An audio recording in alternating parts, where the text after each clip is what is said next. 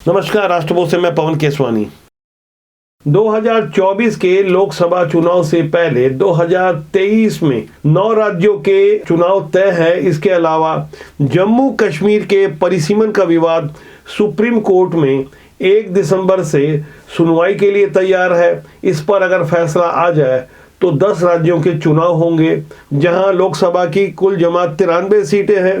करीबन 17% की आबादी इन राज्यों में रहती है। ऐसे में जाहिर तौर पर इन विधानसभा राज्यों के चुनाव को लोकसभा के पहले का लिटमस टेस्ट या सेमीफाइनल कहा जा सकता है। इन राज्यों के चुनाव परिणाम से पहले कुछ बड़ी बातें होने वाली है। यदि हम उस पर गौर करें तब आपको अभी से पता चल जाएगा कि किस तरह से देश की राजनीति की दशा और दिशा को बदलने वाले वो मुद्दे बहुत जल्दी हावी होने वाले हैं, जिन्हें आपको जानना समझना जरूरी है। यह मैं संक्षेप में बताऊंगा कि किस तरह से वो मुद्दे गेम चेंजर साबित हो सकते हैं। जैसे कश्मीर से धारा 370 हटाई गई। इसके अलावा 2024 के लोकसभा चुनाव से पहले अयोध्या में प्रभु श्री राम के मंदिर के निर्माण का श्रेय। ये तो वो मुद्दे जो आमतौर पर हर कोई जानता है, लेकिन अभी कुछ और बड़ी बातें होने को है, जो सीधे तौर पर राजस्थान, मध्य प्रदेश, छत्तीसगढ़, तेलंगाना, कर्नाटक, मिजोरम, नागालैंड, त्रिपुरा और मेघालय के अलावा जम्मू कश्मीर में होने वाले विधानसभा चुनाव को सीधे तौर पर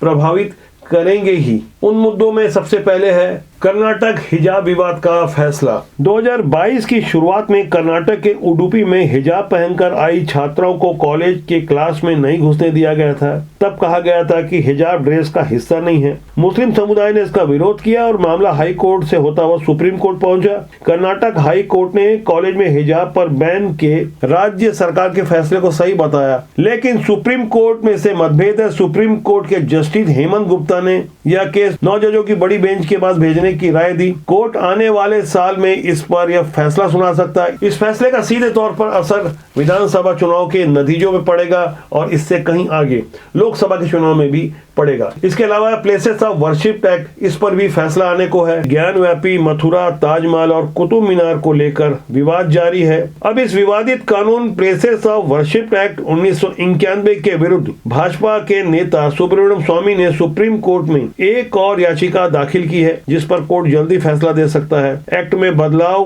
पर अदालत के फैसले से देश के मंदिर मस्जिद विवाद पे एक नई बहस शुरू हो सकती है। प्लेसेस ऑफ वर्शिप एक्ट को दरअसल 1991 में तत्कालीन नरसिम्हा राव की सरकार ने इस कानून को बनाया था, जो कांग्रेस के प्रधानमंत्री थे। इस कानून के विरुद्ध यदि कुछ फैसला आता है तो जाहिर तौर पर इसका श्रेय भारतीय जनता पार्टी लेना चाहेगी। वैसे संसद में इन दिनों वक्फ बोर्ड के विरुद्ध भी आवाज उठ रही है और इस कानून को पुरजोर तरीके से खत्म करने की मांग उठी है।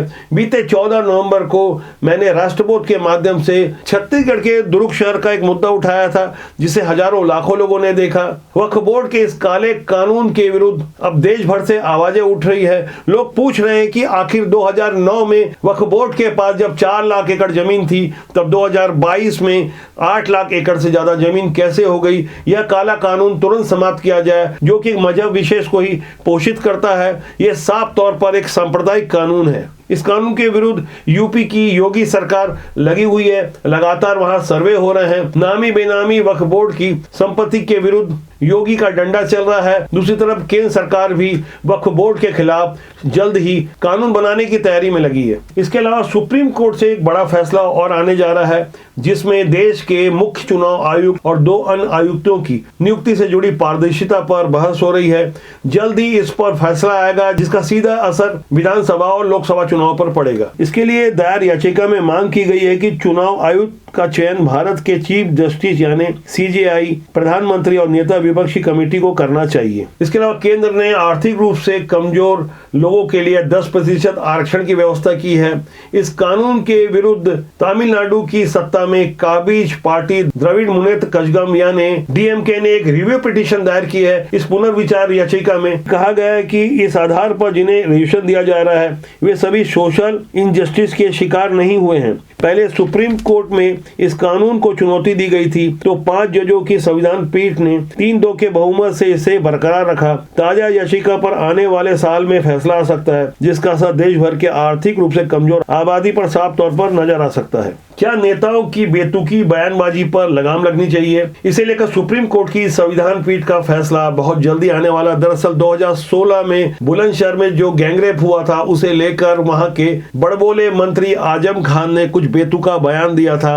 तब से इस मुद्दे पर बहस शुरू हुई और संविधान पीठ ने फिलहाल इस संवेदनशील मामले पर अपना फैसला सुरक्षित रखा है। इस पर भी जल्द फैसला आ सकता है। इसका सीधा असर देश की राजनीति दशा दिशा पर पड़ सकता है। हमारे देश में अब भी ऐसे नेता हैं जो बेसिर पैर की बातें करते हैं। इनके अलावा नोटबंदी के विरुद्ध भी याचिका दायर की गई है, उस पर भी सुप्रीम कोर्ट का फैसला अटका हुआ है। दरअसल 2016 में हुई नोटबंदी को चुनौती देने वाली 58 याचिकाओं पर सुप्रीम कोर्ट अगले साल फैसला सुना सकता है। कोर्ट ने केंद्र सरकार और रिजर्व बैंक को नोटबंदी के फैसले से जुड़ी प्रक्रिया के दस्तावेज सौंपने को कहा था। कोर्ट की संविधान पीठ ने 7 दिसंबर को इस केस की सुनवाई पूरी कर ली है। इस मामले पर अदालत का फैसला सरकार के फैसले को सही या गलत साबित कर सकेगा। इसके अलावा नए साल में सुप्रीम कोर्ट को आपराधिक मुकदमों पर एक अहम आदेश देना है। इस फैसले में निचली अदालतों को मुकदमे में नए आरोपी जोड़ने का अधिकार देने वाली सीआरपीसी की धारा 319 की व्याख्या होनी है। संविधान पीठ को यह तय करना है कि क्या आपराधिक मुकदमे यानी क्रिमिनल केस में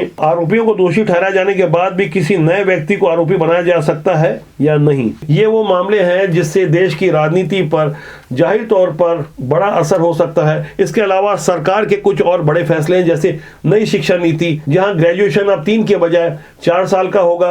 एमफिल को समाप्त किया गया है, 10वीं बोर्ड को समाप्त किया गया है। इसके अलावा सरकार के बनाए हुए 2 नए कानून जो 1 जनवरी से फौरन एक्टिव हो जाएंगे, जिसका सीधा असर देश की आम जनता पर होगा। रिजर्व बैंक ऑफ इंडिया के नए लॉकर नियम 1 जनवरी 2023 से लागू होंगे। नए नियम के मुताबिक बैंक लॉकर में रखे सामान को कोई नुकसान पहुंचाने पर बैंक की जिम्मेदारी तय हो जाएगी। इसी तरह 1 जनवरी 2023 से 19 तरह के आइटम की पैकिंग पर पूरी जानकारी देना अब जरूरी हो जाएगा। इसमें दूध, चाय, बिस्किट, खाद्य तेल, आटा, बोतलबंद पानी, बेबी फूड, दाल और अनाज, सीमेंट बैग, ब्रेड और डिटर्जेंट शामिल है। इंपोर्टेड सामान पर मैन्युफैक्चरिंग डेट और कंट्री ऑफ ओरिजिनल भी लिखना अनिवार्य होगा। ये तो कानून और नियमों की बात हुई जिससे आम जनजीवन प्रभावित होगा। देश की राजनीति को लेकर हमारे संत महात्मा और सन्यासी भी इन दिनों खुलकर बयान दे रहे हैं। भोपाल की सांसद साध्वी प्रज्ञा ने कर्नाटक में जो बयान दिया है वह भी काफी तीखा बयान है। उसने साफ तौर पर लव जिहाद के विरुद्ध छुरी तेज करने की बात की है। महिलाओं को घर में काटने वाली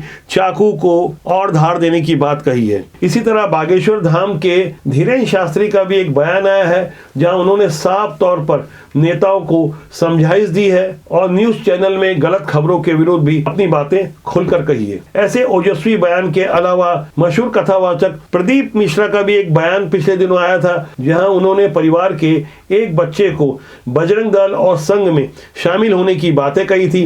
हालांकि कांग्रेस ने इसका कड़ा विरोध किया था। यहाँ समर्थन और विरोध विचार अभिव्यक्ति की आजादी से जुड़ा है। यहाँ हमें यह भी देखना होगा कि देश और समाज की भलाई के लिए राजनीति में शुचिता का पालन होना किस हद तक जरूरी है। ऐसे में हमारे संत महात्मा सन्यासी यदि कुछ कहते हैं तो उनकी बातों को हमें गंभीरता से लेना चाहिए। राजबोध आपका अपना जनमंच है जो राजनीति की शुचिता के लिए काम करता है, जिससे देश और समाज का भला हो सके। हम चाहेंगे कि राष्ट्रबोध को आप सब्सक्राइब करना ना भूलें। कमेंट बॉक्स में जाके अपनी राय दें ताकि आपका और हमारा साथ ज्यादा मजबूती से बना रहे। नमस्कार।